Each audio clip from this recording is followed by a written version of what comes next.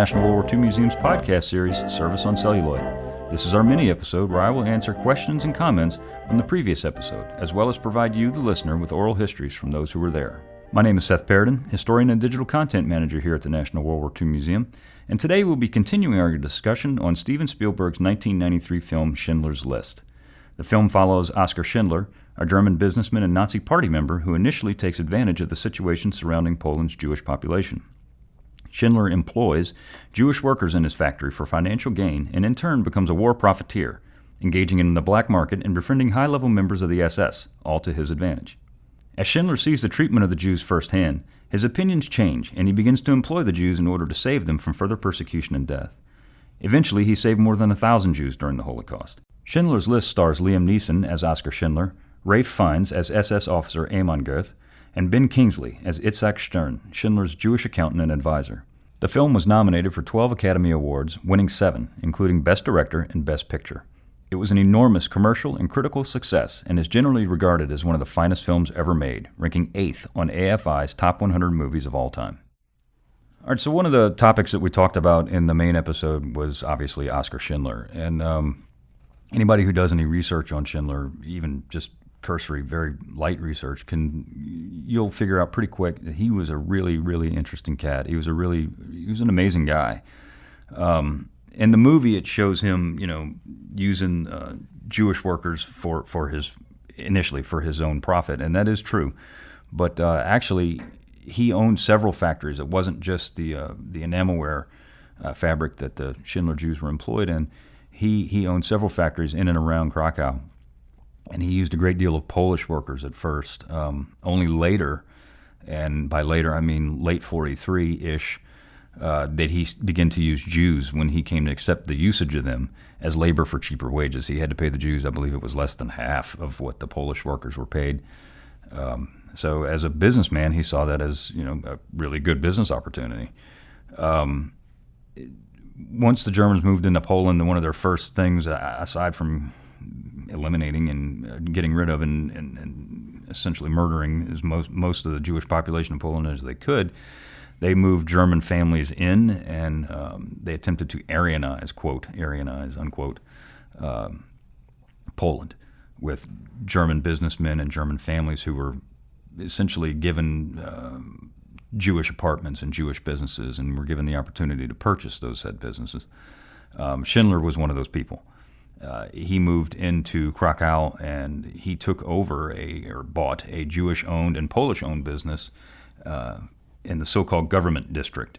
He bought Record Limited, which was a Jewish-owned enamelware manufacturer, and converted its plant to establish the Deutsche Emalwarenfabrik Oskar Schindler, which is the German enamelware factory Oskar Schindler. And this, of course, is the factory that's shown in the vast majority of the movie where the Schindler Juden, where the Schindler Jews worked. It was also known as Emalia, and he bought that factory in 1939, but he didn't start using Jewish workers until 1943. While he did operate that factory, he also operated 2 other factories in Krakow, but only at Emalia did he employ Jewish workers who resided in the nearby, at that time, the Krakow ghetto. At its peak strength in 1944, Emalia employed over 1,700 workers, at least 1,000 of which were Jewish forced laborers whom the Germans had relocated from the Krakow ghetto after the liquidation of the ghetto in March 1943. These Jews resided in the Płaszów forced labor camp, which eventually became the Płaszów concentration camp, run by Amon Goeth. Although the prisoners deployed at Emalia were still subject to the brutal conditions of Płaszów, Schindler repeatedly would intervene on their behalf, and that wasn't necessarily with Amon Goeth, although he did do that. It was with the German guards and the Ukrainian guards that were stationed there. And it's a pretty interesting little fact that I ran across when I was preparing for this, is that in the movie the guards are all shown to be your typical SS Aryan Germans. But over 60%, I don't have an exact number, but over 60% of the guards in Płaszów, and that includes the people that would have been guarding the Schindler Jews, were Ukrainians. They were not Germans at all, and some Lithuanians as well. Anti-Semitism in Lithuania and the Ukraine was rampant long before World War II, and it's a known fact that there were many Lithuanian and Ukrainian death camp guards, and not just at Płaszów, but at Auschwitz and Bergen-Belsen and all over the place, really. They were not fans of people of the Jewish faith at all. He would intervene on the Jews' behalf very often. If he ever saw anybody being mistreated physically or in any way, shape, or form, he would do his best to intervene without, at first, putting himself at risk. And then later, when he realized the gravity of the situation and what was actually happening to these people, he would intervene, constantly putting himself at risk. And in 1944, when a lot of the Jewish workers were being deported out of Płaszów and mostly to Auschwitz for death, to be murdered, he was the one that stepped up and as it shows in the movie, to try and save those people, not for his own gain at that point, but to just save their lives. In order to claim the Jewish workers to be essential to the war effort, Schindler added a armaments manufacturing division to Amalia. And during the liquidation of the ghetto in 1943, Schindler allowed his Jewish workers to stay at the factory overnight because he knew that the ghetto was going to be liquidated. He knew that there were going to be a lot of people that were going to be killed. And unlike in the movie where it shows him watching the liquidation of the ghetto and coming as a sort of a surprise to him, this was not the case in reality. He knew that it was going to happen, and he allowed his workers to stay at the factory overnight so they wouldn't be murdered. So, I mean, he's, initially in the movie, as we discussed, he's a rather despicable character, and of course in the movie he changes, and in reality he did the same. And he's a rather remarkable fellow, or was. Despite his close relationships with members of the SS, he was not free to do as he pleased, though. He was under close SS supervision and was arrested at least 3 times, maybe 4. But was never, ever charged with any crimes of corruption, and that's what they were looking at him for, was corruption. Somewhere, somehow, in 43, 44, he, instead of using the Jews for personal gain, as I said, he somehow changed his personality and his outlook on things changed. And I'm assuming it was just from watching these people be murdered and tortured. I mean, it'd be kind of hard not to change your views on things. And he was more compelled to save lives than he was to make money, which is something to be admired in the highest order, frankly. In 1944, Schindler convinced the SS to allow him to move his factory to Moravia to Brunlitz and open up an armaments factory there. He transferred 1,200 of his Jews to Brunlitz, about 800 men and 400 women, and his armaments factory, interestingly enough, produced, through its entire lifespan, produced roughly 1 wagon load of live ammunition in just under 8 months of operation. And he purposely did that. He wanted in no way, shape, or form to support the German war effort, and he did his best to save these people and at the same time sabotage, if you will, the German war effort to the best of his ability. He presented bogus numbers and was allowed to remain open, thus saving roughly 1,000 Jews from the extermination camps at Auschwitz. One of the inmates of Płaszów concentration camp was Luna Kaufman. She was a young girl at the time. She was about 12, 13 years old. And while she had no direct connections to Oskar Schindler himself, her time at Płaszów does have some similarities to a lot of scenes in the movie. Luna Kaufman was born Luna Fuss in November 1926 in Krakow, Poland. Her family consisted of her father, her mother, and an older sister. When war broke out on September 1st, 1939, Luna recalled watching German aircraft fly over Krakow and thinking that the maneuvers, quote unquote, were very realistic. It only took about 3 days for the Germans to reach Krakow, and then what she thought were maneuvers were realized to be an actual occupation force. She recalls that the initial reaction of to the Germans was mass pandemonium from the population, and rightfully so. Her father, however, was a World War I veteran, and he served with the Germans during World War I, and he dismissed that idea. And he told her that the Germans were good people who, quote, valued intellect, prosperity, and provided Europe with optimism, end quote. He noted that the majority of good things that had come out of Germany in the late 30s were good and positive, and he was initially glad that the Germans had occupied the city. However, soon his happiness and bright outlook on the situation would disappear as the Germans inflicted their anti-Semitic laws on the Jewish population of Krakow. Less than a year after the occupation began, Luna and her family were evicted from their apartment in Krakow and were forced to live in the suburbs. And the suburbs then, especially in Krakow, were not like the suburbs today. They were it was in the country, for lack of a better way to put it. They didn't have indoor plumbing. They had no running water. They had, the necessities for life for people who had lived in the city were virtually unobtainable for people who were thrown in the suburbs, and that's exactly what happened to them. They were there for about a year, and not long after being relocated, Luna and her family were moved to the newly cordoned off Krakow ghetto, where she and her family lived for a year-ish before newly appointed Płaszów Arbeitslager Commandant Eamon Goeth ordered the ghetto to be liquidated in March, forcing Luna and her family to move yet again, this time to Goeth's Płaszów concentration camp. As was mentioned in the main episode, Eamon Goeth was the commandant of Płaszów camp, and he was a psychopath. He was a cold-blooded murderer, and he ruled that camp with an iron fist. He took great pleasure in killing, and in various ways. He would order inmates to be hanged for minor offenses, and one of the things that he would do is that when he would execute people or order people to be executed, he would make everybody watch. He'd make all the inmates watch every death as many deaths as he could force them to watch. If a prisoner would escape or attempt escape, he would shoot 10 people from the inmate's barracks, and obviously the escapee or the attempted escapee as well. Random people, too. It didn't matter who it was, women, children, old men, young men, didn't matter. Whoever he deemed ready to die, he would kill. He was infamous for hunting people in Płaszów. He'd wear a Tyrolean hunting cap and carry a rifle, usually a German Army-issued 98K Mauser, and shoot random people whenever he felt like it, but usually in the mornings before he began his day. A particular disgusting way that he had people murdered was with his dogs. And this isn't the guard dogs. These were his 2 personal animals. He had 2 enormous Great Danes, one named Ralph and one named Rolf. And he had trained one of them, and I don't remember which one, to attack people, and it might have been both, to attack people. And he would just randomly sick one of these dogs on these people and, again, make everybody watch as the dogs tore these people to shreds. And Great Dane's an enormous dog, so there's no fighting this thing off.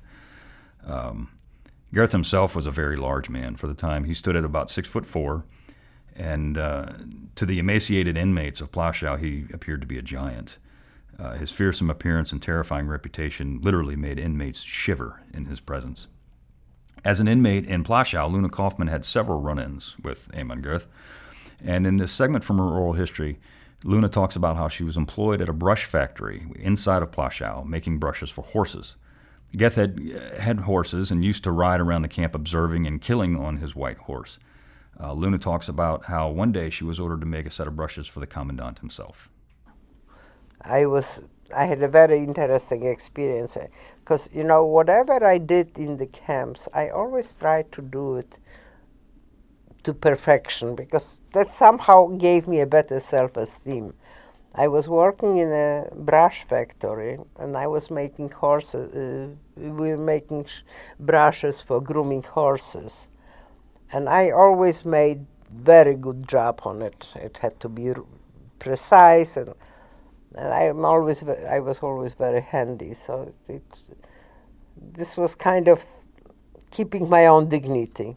So the commandant wanted a pair of brushes, so they asked me to make the brushes for him and then send me to the house to deliver it to him.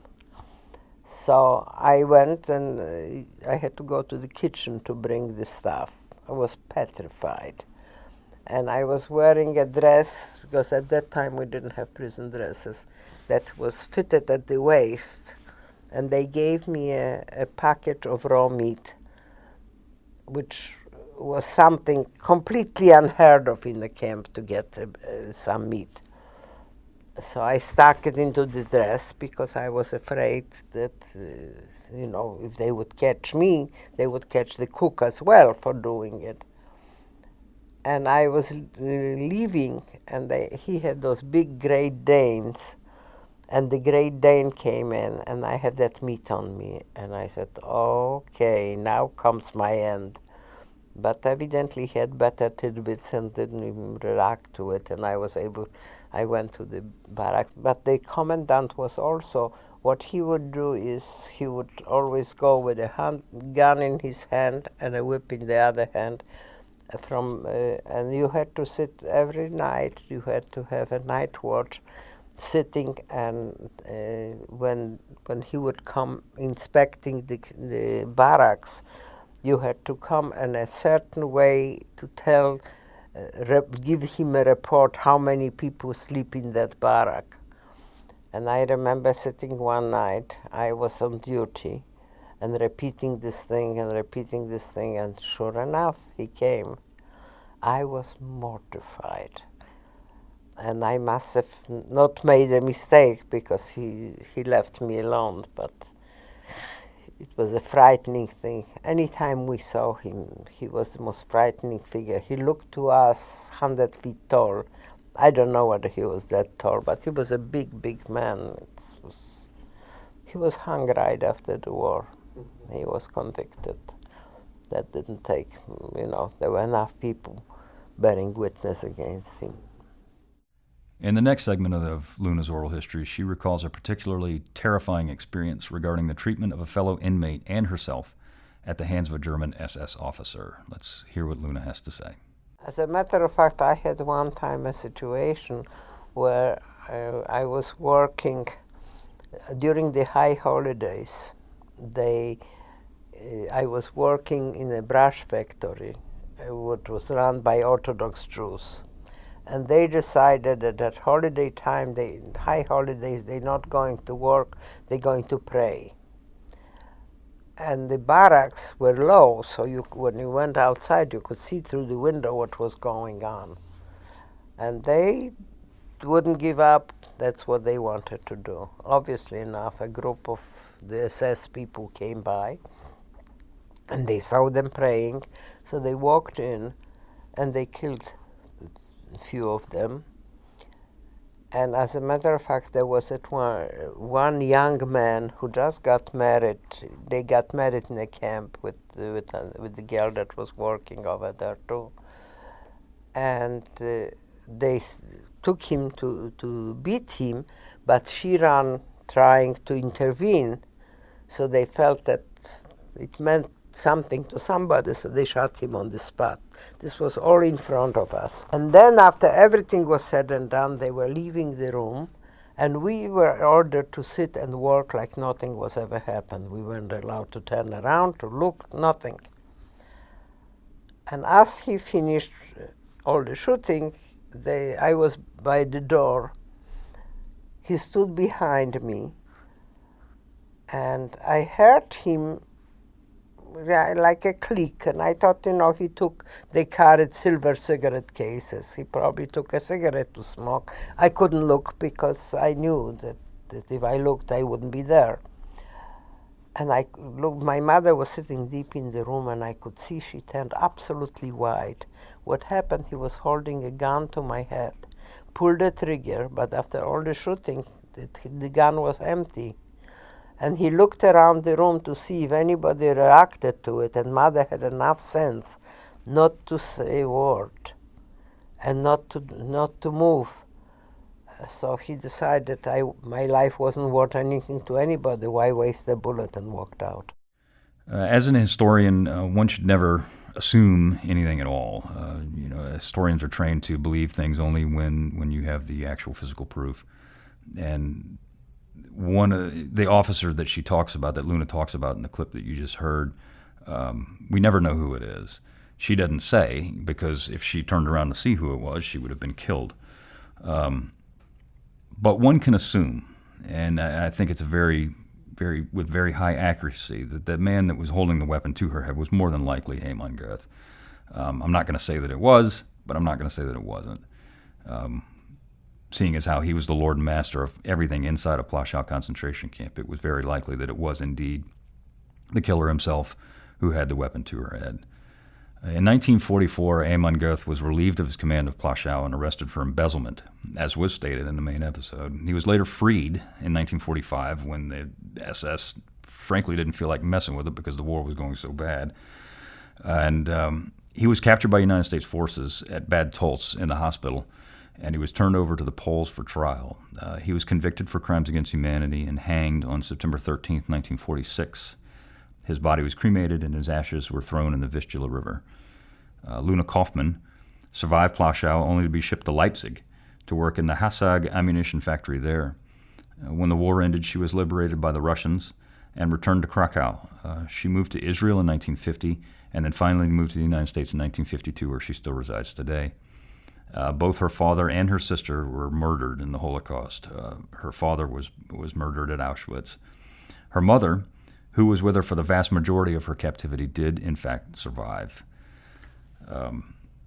Luna's story is fascinating. It's heartbreaking, but it's fascinating at the same time because she provides a pretty unique inside view of Płaszów concentration camp and Amon Goeth and all the happenings that went on there.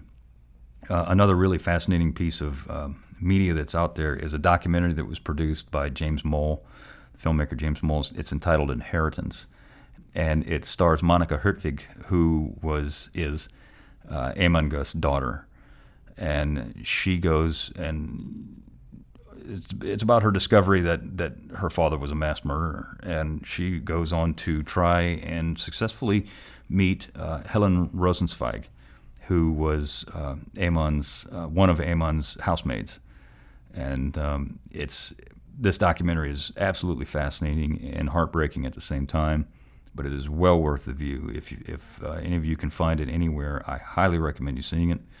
It provides a lot of insight into who Amon Goeth was and how he treated his people or mistreated his people, and it's fascinating. It's fascinating and very well done. So if you have the chance, please check out Inheritance. It's a very, very good film.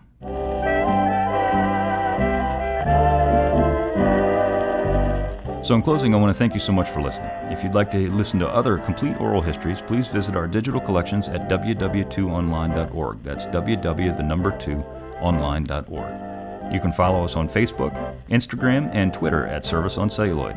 Be sure to rate and review us on iTunes if you like what you hear. Make sure you tune in next week where we dissect the 1976 film Midway, starring Charlton Heston, Henry Fonda, and Glenn Ford. I'd like to thank everyone who made this podcast possible, our producer, Tessa Jager, and our sound engineer, Jeremy Burson. This has been a production of the National World War II Museum.